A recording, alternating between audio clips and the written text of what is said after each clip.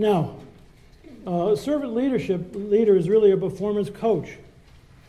And there's three parts of performance management, which is a key role in your organization. One is performance planning. What do you do in planning? That's when you set the goals and objectives and all.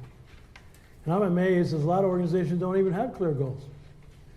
And, but that's the start of the thing.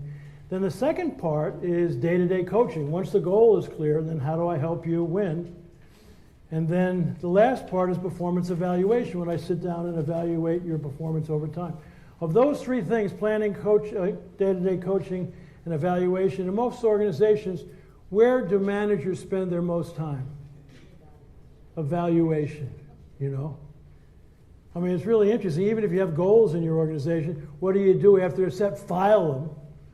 And you don't break them out until all of a sudden somebody says you got your annual performance review, and everybody's going, oh shit, and they're running around trying to find the damn goals, And what is the thing that's least done is day-to-day coaching. Now, in terms of servant leadership, performance planning is the leadership part of servant leadership. It's setting the goals so that your people are really clear on what you want them to do, and they got to be what? Observable, measurable goals.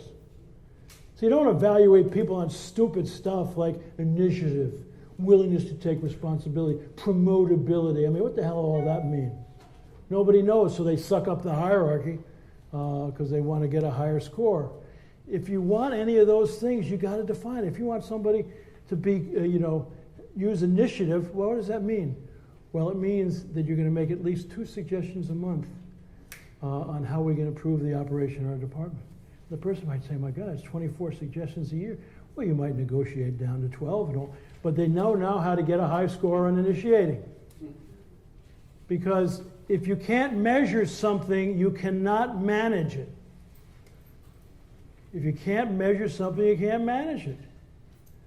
And so many people, they don't know what the hell they're supposed to be doing. But they know they're getting beaten up for not doing it.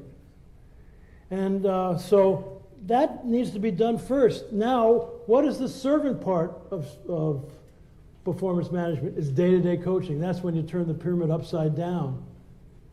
And now your job is to do what? Is to help people, what? Accomplish the goals. So when they get to performance evaluation, they get high marks. Okay? Now, I'll just tell you a good story about all that. I was a college professor for 10 years. I taught 4 years at Ohio University in Athens, Ohio, and then 6 years at University of Massachusetts.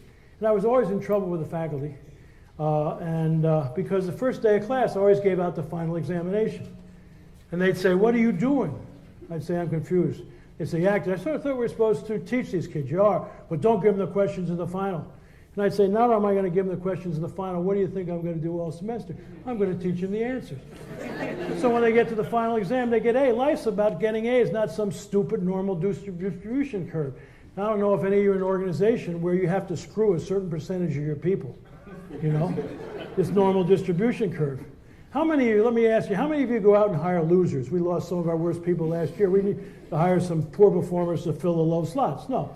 You either go out and hire winners you steal from other organizations. You hire people you have potential. You don't have a normal distribution curve. And if you want to really create a great organization, take Jack Welch's thing. Rank order your people. That's a real fun thing. Stupid. Why wouldn't you want everybody to win? Duh.